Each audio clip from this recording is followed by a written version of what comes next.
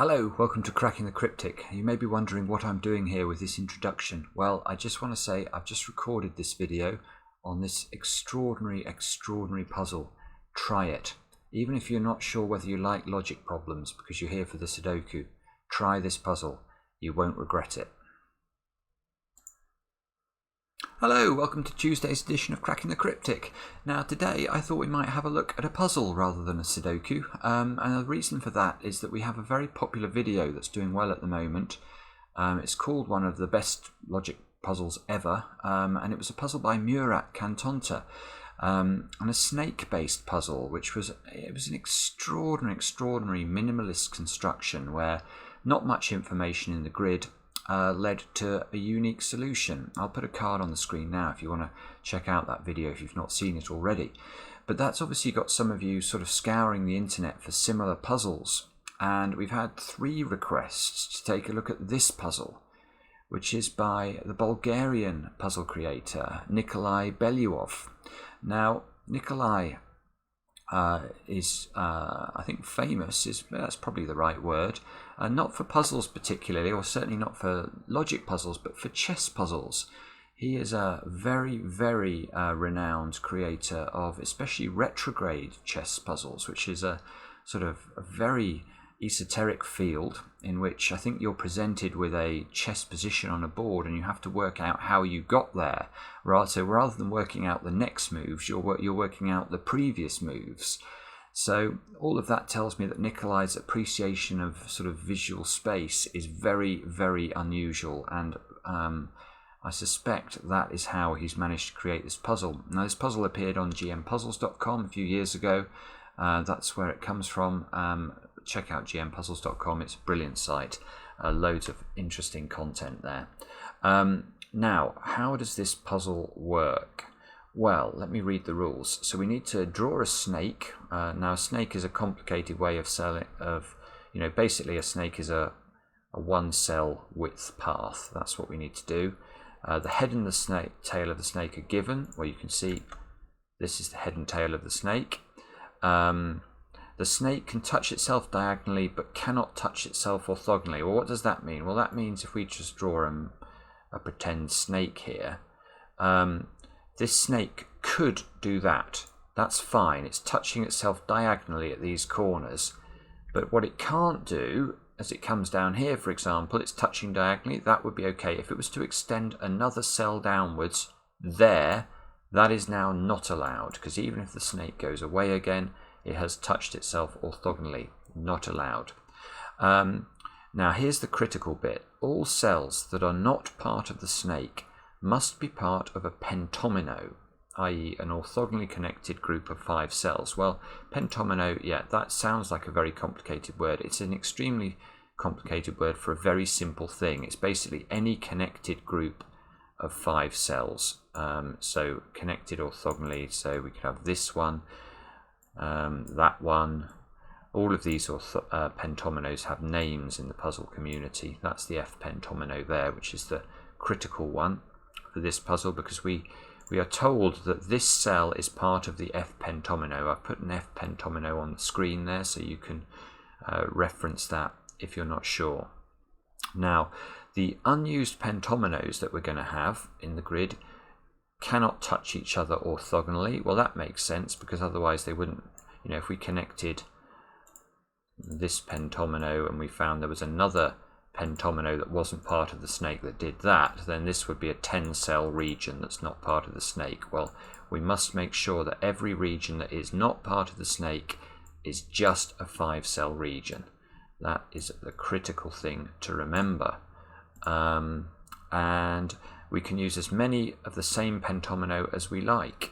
And apart from that, apparently this puzzle has a unique solution. Now, let's just take a step back and think about that for a moment. Apparently, this 11 by 11 grid, with just the head and the tail of the snake given, and 1 cell being told that 1 cell is part of an F pentomino, we can create a unique snake with a unique arrangement of pentominos outside it. That is absolutely extraordinary. Anyway, with that, I'm now going to have a go. Now, do have a go at the puzzle. Click on the link under the video. It didn't take me very long to input this puzzle into our software because I only had to change the size of the grid and enter these 3 things. Now, with that, let's have a think about how this should look. So how is this F pentomino going to be arranged? That's the first thing I'm obviously going to focus on. Now, okay, so this arrangement of the F pentomino would not be valid. Why not? Because you can see the snake then would come like that, and the snake would end. Now we know these are the only 2 ends of the snake that are allowed, so we cannot have that sort of arrangement of the F pentomino. Make those red.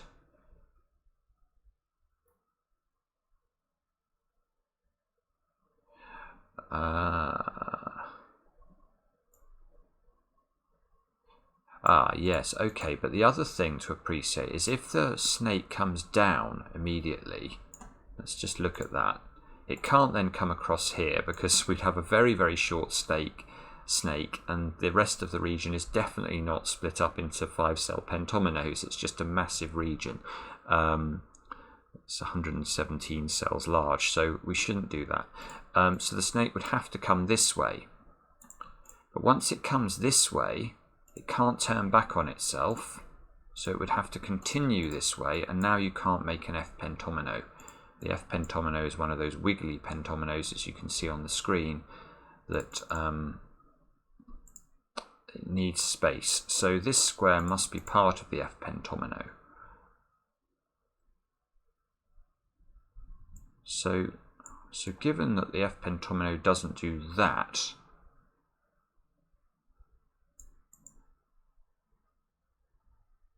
or to put it another way, yeah, it's going to have to come this way. That is the F pentomino, isn't it?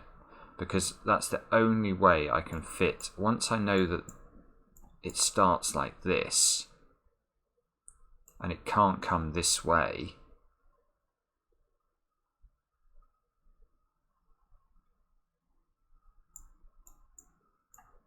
and it can't come down like that without going off the edge of the grid. So that's not going to work. So in fact, another way of looking at that is to say that this cell here cannot be part of the F pentomino, because if the F pentomino starts like this, we have to go off the edge of the grid or into this square in order to make the F pentomino. So this square is part of the snake. Now once you get a part of the snake in a corner like this, it's tremendously powerful, because we now know that it must develop like this, which actually gives us the start. Yes. So now we're starting to cook with gas. Look, we've got a real handle on how the snake develops. Now that must be blue, therefore this must be blue, and that is going to be the start. So this is our F pentomino. Everything orthogonally connected with the F pentomino must be snake. So the snake, therefore, comes up here, must come up again, can't turn back on itself, so we are actually getting somewhere here. It must continue, can't turn back on itself.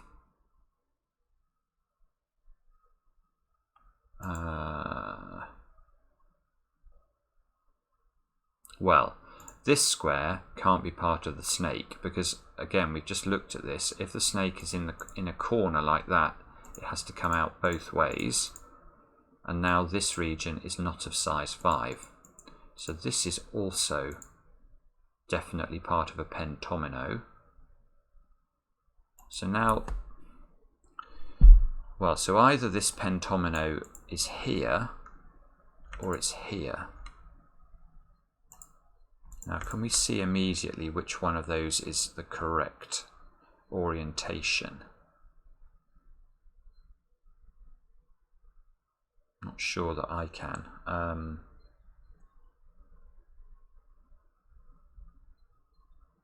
But we know one of those is pentomino. So if one of them is pentomino, we know for sure that square is snake. That's definitely forced.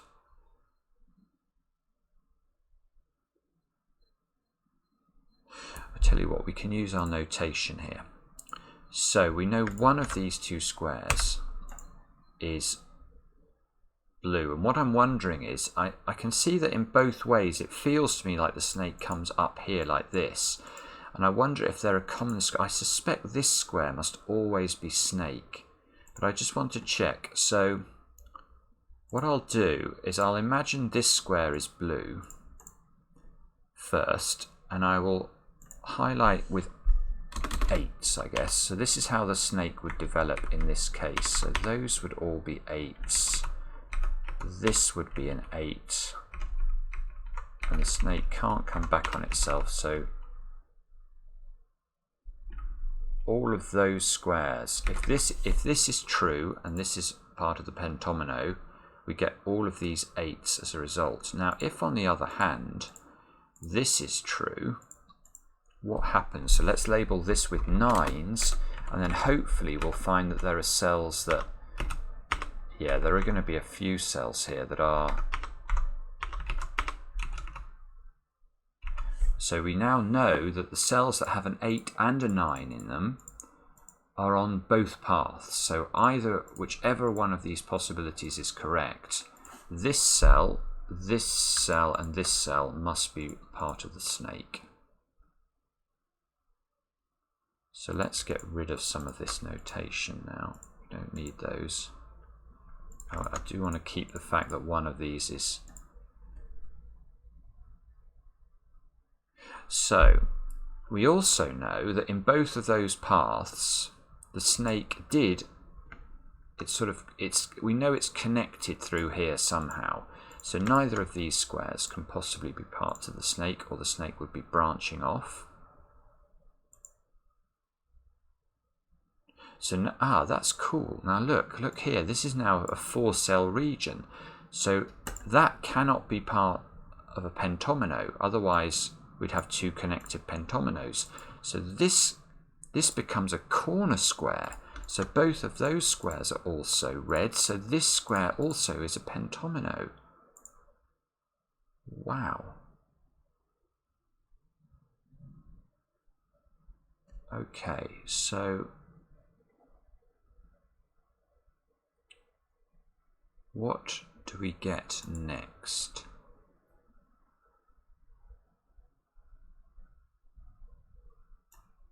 If it did that,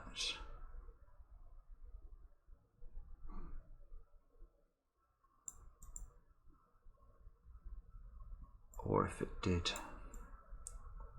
I'm sure there's something simpler. One thing I can see, that can't be pentomino.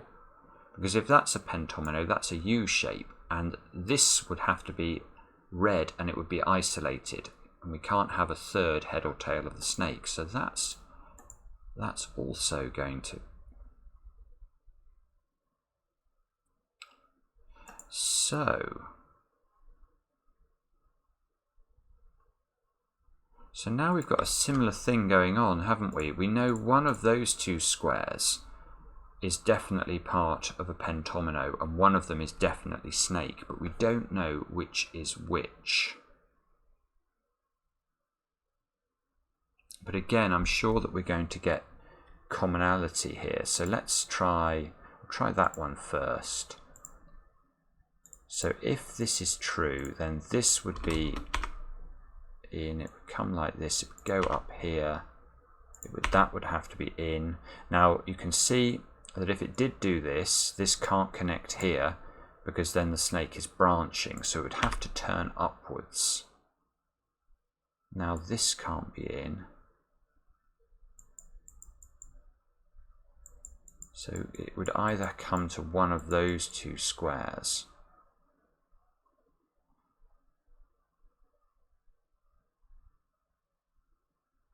But as an interesting point here, so when we were looking at these 2 squares and noting that one of them must be white and one of them must be snake, the corollary of that is that one of these 2 squares must be white and one of these 2 squares must be snake. So if that's the case, we know for sure that this square can't be snake. that has got to be part of a pentomino. Because if it isn't, let me just show you, if that was the case and this was part of the snake, then if we come there, for example, we'd have a branching snake, and if this isn't in, it's just broken immediately, it's branching. So this square is definitely not part of the snake, and therefore when this comes round here it would go further up. Wow, okay, so that's on the hypothesis that this square is part of the pentomino. If this square is the pentomino instead, what happens? So now we're going to switch to 9s. So what would happen? That's 9. This comes down. It would have to go up, up, up. That would be in as well, but that's not. So you can see immediately, again, we get 3 common squares to both paths. So we can let's get rid of some of the notation so it doesn't get confusing. We can get rid of the 8s and the 9s there and there. And that one we don't know yet which of these is in and which of these is not in.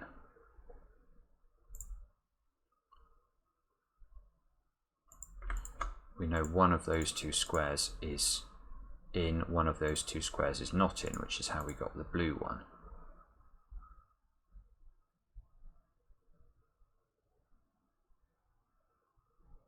Now, what can we do next?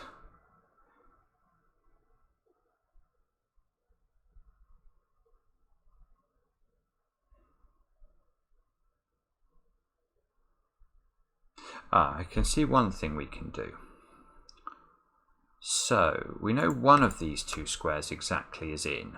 So, 1, 2, even if both of these squares were in, 3, 4, then in order to make this pentomino, at least one of those 2 yellow squares would have to be in. Now, if that's the case, if one of these 2 squares is blue, or both of them are blue, how does this part of the snake connect to this part of the snake? Or how does it get, to the left-hand side of the grid? If one of those 2 squares is blue, the only way is if it comes across the top. So that must be a yes, and now look. If we know these 2 squares are part of the snake, can this square ever be part of a pentomino? Let's have a look at that. So if it did that, oops, I still need to put 2 more cells into this pentomino, and yet I know that this pentomino is taking up one of these squares. So these would become connected, the snake would be isolated, the entire thing is completely broken. So this square is definitely part of the snake now, and therefore we get that. So this is blue.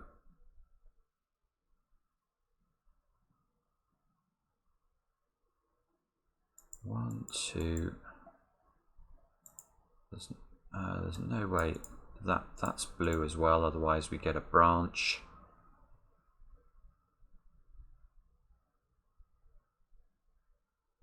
Wow, okay, so we end up here.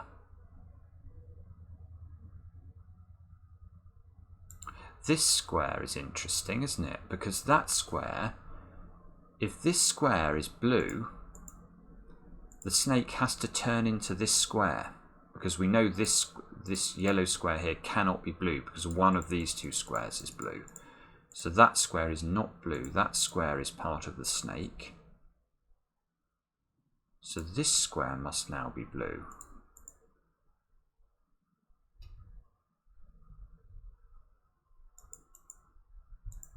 Now, can we go further? 1, 2, 3. Well, we know that must be blue then. 4, because we know we need 5 altogether. So this, yes, look at this. Good grief. So now those 2 are blue. This is a 4-cell region, so we need 1 more cell to make its pentomino. can never be that square. If we try and make this square the fifth square of our pentomino, this square becomes snake, and that becomes the head of a snake or the tail of the snake, and we don't need any more of those. So this square is snake. This square is also snake, because it's the same region. If I try and make it pentomino, this becomes a corner. The snake would have to come into this corner and turn out of it, and it can't do that without turning back on itself. So that's snake.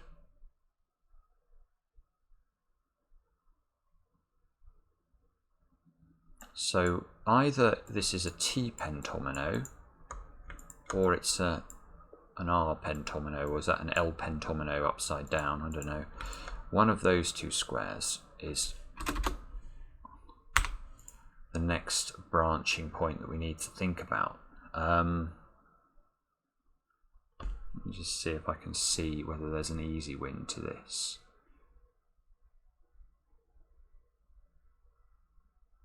Oh, well,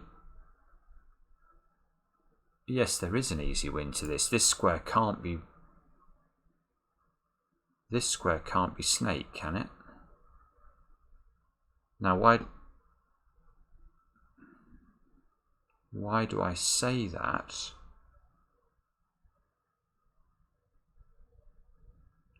Let me show you. If that's snake, we know this is coming down here, so this becomes blue. So this becomes a corner. But now what am I going to do? Because I need a 5-cell pentomino here, so I have to make this blue. And now this has become a corner as well, and the snake is going to go back on itself, and we can't have this situation. So in fact, oops, let me try and get back there. This I don't think can ever be part of the snake. That is the pentomino. This is blue. This is blue. This is a corner. Therefore, this is blue. And we know this is developing this way, so we cannot connect this, otherwise we've got a massive problem. So that becomes a corner. Wow, and now this connects here, and now, yes, now we're going to be able to resolve all of these other sort of dichotomies that we had in the grid. So it must do this, this must turn in, there you go, and all of these regions now are all of size 5. That is beautiful, my goodness. These two must both be blue. Okay, so now we're starting to get somewhere. This must be snake, that must be snake.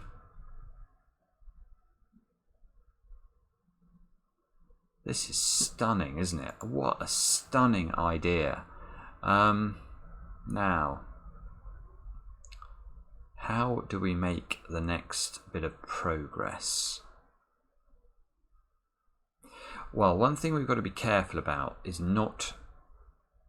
this must not be a loop like this, or some variation of that, because then this forms its own snake. So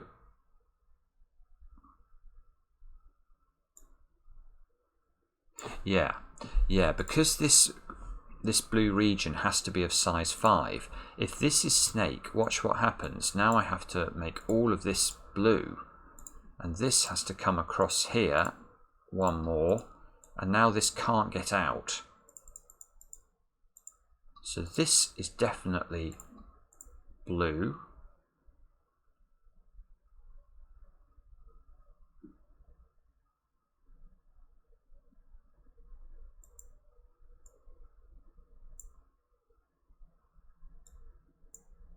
And this square is interesting now. So let's look at this square. Can this square be part of a pentomino? Now you can see immediately that configuration is impossible, because this is our U-shaped pentomino, which has proved so problematic the whole time, because it creates heads and tails of snakes that we don't want. So that's no way that square could be in. So the only other pentomino that's possible now, if this square is a pentomino, would be this one. But the problem with this shape is, again, it's forcing this side of the snake downwards.